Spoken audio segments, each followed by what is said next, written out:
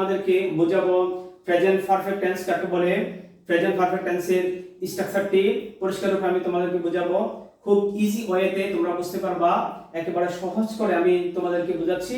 তোমরা ধৈর্য সহকারে ভিডিওটি দেখো, তাহলে তোমরা একেবারে সহজেই স্ট্রাকচার সহকারে প্রেজেন্ট পারফেক্ট টেন্সটা বুঝতে পারবা। তো প্রেজেন্ট পারফেক্ট টেন্স অর্থ হচ্ছে পুরাগণিত বর্তমান কাল। সংজ্ঞাটি হচ্ছে কোনো কাজ এইমাত্র শেষ হয়েছে কিন্তু তাহার ফল এখনো বিদ্যমান রয়েছে বুঝালে তাকে প্রেজেন্ট পারফেক্ট টেন্স বলে।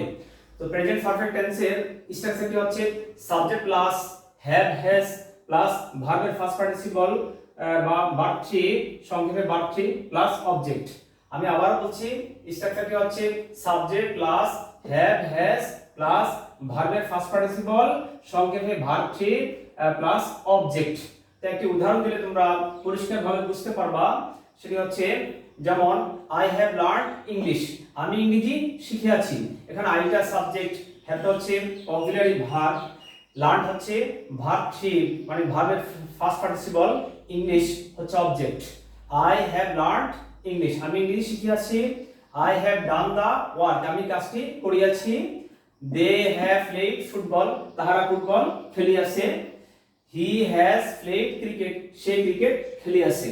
তাহলে তোমরা খুব সহজেই বুঝতে পারছো প্রেজেন্ট পারফেক্ট টেন্স কাকে বলে এবং প্রেজেন্ট পারফেক্ট টেন্সের স্ট্রাকচারটি কি, একেবারে সুন্দরভাবে তোমরা বুঝতে পারছো।